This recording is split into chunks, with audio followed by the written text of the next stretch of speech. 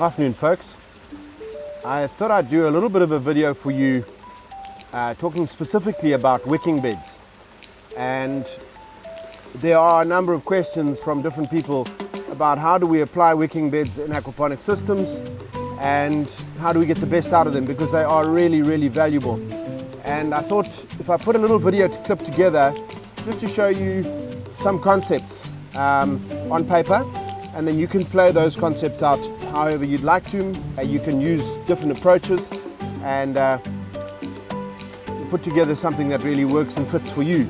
So we've got a wonderful storm brewing with potentially some rain. We really hope we do get some nice rain. So we'll see how the video goes. I thought I'd do the video in the system. It just gives everybody a view of how the system is going as well. It's a nice place to do the video. So let's just have a look at a few options. Right, let's just talk it through here. We have a container in the red outside here with an outlet point, a drain line, a drain point. Now this outside component can be built out of, oh, isn't that wonderful, thunder. This can be built out of timber. Some pallets often work very, very well. And then the bottom section of the wicking bed, I would normally go around about the bottom 35 to 40 centimeters would have a liner in it. So you'd put in a waterproof lining on the inside of your wicking bed, just the bottom 40 centimeters. The idea then is that this bottom section becomes a reservoir that holds water and allows the water to drain or wick upwards. So our water from the reservoir is being wicked upwards into the media, which then feeds the plants from underneath. We often refer to these wicking beds as sub-irrigated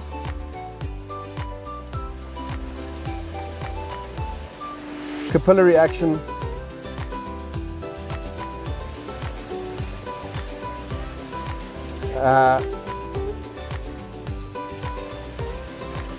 beds or media beds.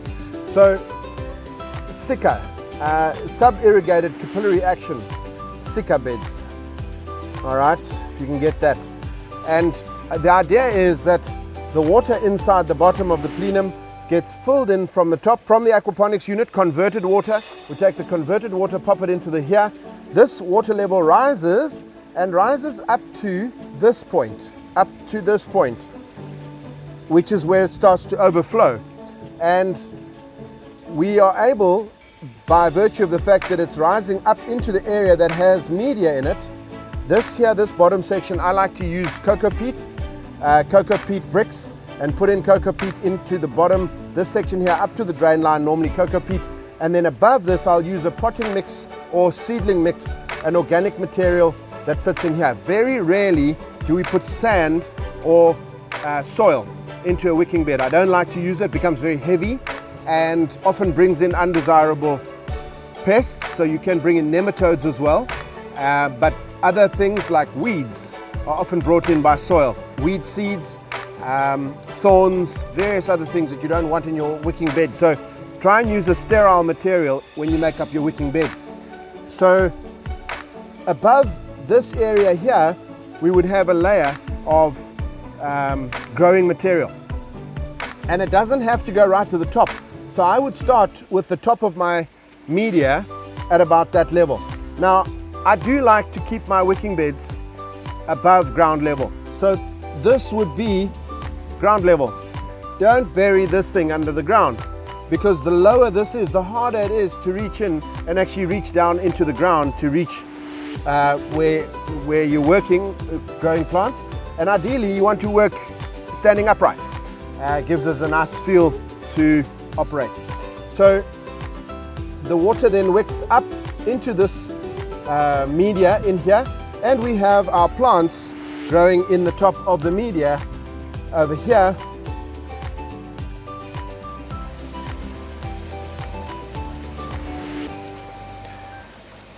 Then as the media depletes, because the media will carry some nutrient, and over time that media nutrient will become depleted.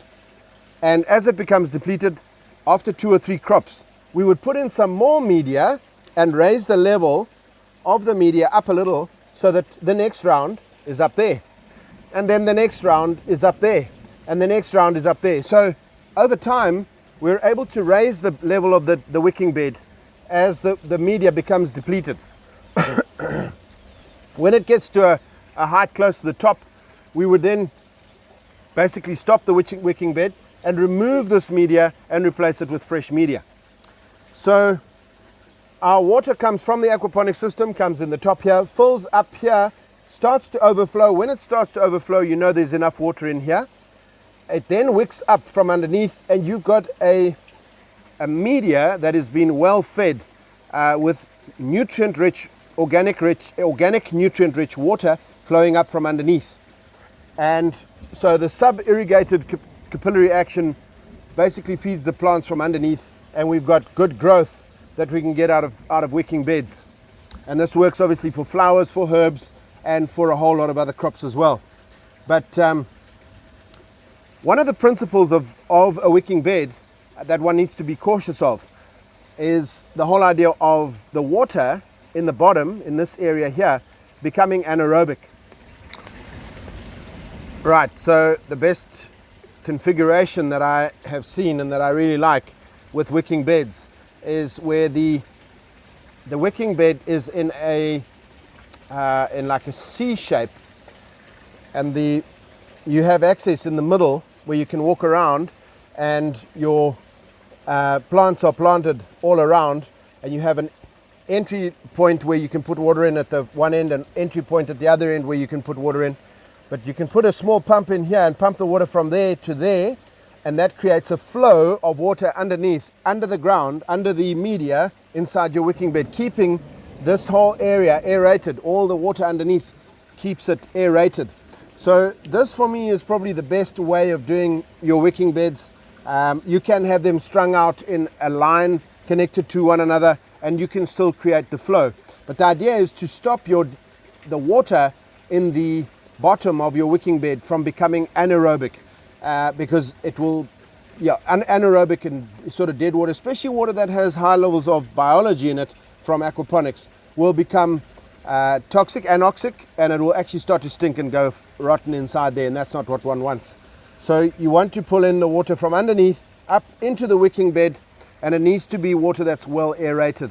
So people often make the mistake of not having aeration in under the bottom of the wicking bed, and then what tends to happen is that you end up with frothed water, water that's not actually good for plants at all and is actually full of toxins, and nothing wants to grow in your wicking beds. So ensuring that you have aeration in a wicking bed where aquaponics water is being used is absolutely critical. Don't make the mistake of not having sufficient aeration. So obviously some flow helps, and lots of air stones also help if you have air stones in underneath the bread crates, so that you can pump in air underneath your wicking beds. So those are some thoughts. We've had some tremendous success with wicking beds. We've had some clients that have had tremendous success with wicking beds, so they really are worth doing, but do them properly, because if you don't do them properly, they can really end up like not working at all. So yes, there we go. Hope that's been a good Sunday afternoon bit of info for you, and yeah, let us know how it's going on your systems, and I'm going to sign off and say cheers from me and the lettuces. Since the rain's on the way, I'm going to sign off here. Enjoy your day, guys. Cheers.